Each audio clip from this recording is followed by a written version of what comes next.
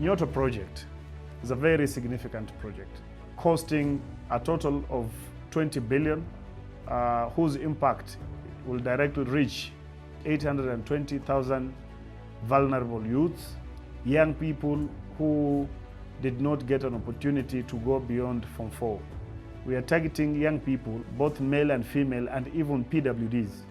NYOTA project is extremely balanced in terms of gender sensitivity, covering 50% male, 50% female, and 5% of the entire distribution being a reserve of PWDs, and also a considerable figure of the same being of young people in the refugee areas. NYOTA has got 5 components. The first component is OJE, on-job experience. This is a skilling component to enhance the employability of the vulnerable youths. It is a component that is targeting 90,000 young people. We will train them for a period of 6 months, beginning with an induction, which is an indispensable. The induction includes training for life skill and socio-emotional, and then again these young people will be placed under master craftsmen for another period of 5 months. These young people will be entitled to a monthly stipend of 6,000 each, and in the course of their training for the period of 6 months, they will undergo assessment by the National Industrial Training Authority and the certification thereof. So these young people will equally be assessed and later on be certified by NYOTA. Our intention is, after the period of 6 months training, we are not going to let these young people go home. It is the project design that they will be put under employer organizations for apprenticeship. So they will also, at least they have a guarantee of getting employment internally. Those young people within Lot 1 and more, our criteria is not beyond Form 4. They have no skills. They now have an opportunity to please apply. We reopened this through the financial inclusion platform of *254#. This is a call to the young people of Kenya. Now they have an opportunity through the OJE, the on-job experience, to be able to get that opportunity through the *254 platform.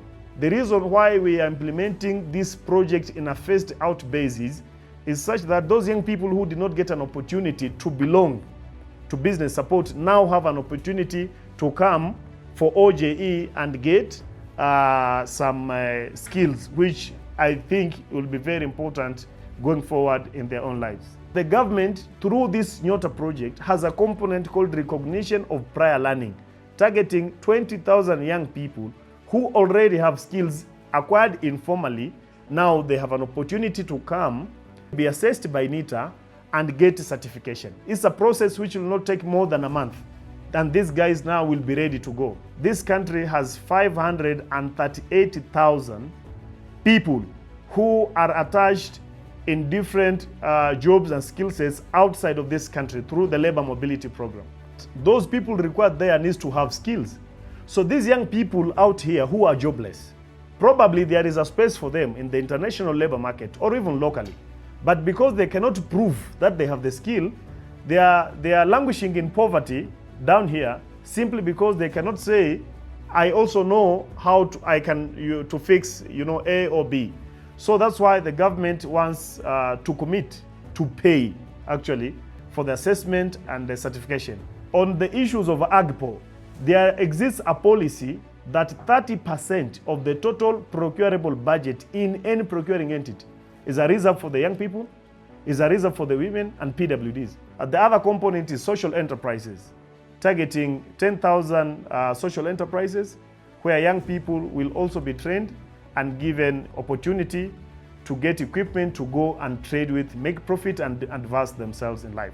This so far is the most significant project that has happened in the history of this country, because for the first time, it is a capital project which is heavily lifting hundreds of thousands of young people who would have otherwise never hold the hope of rising up in life again.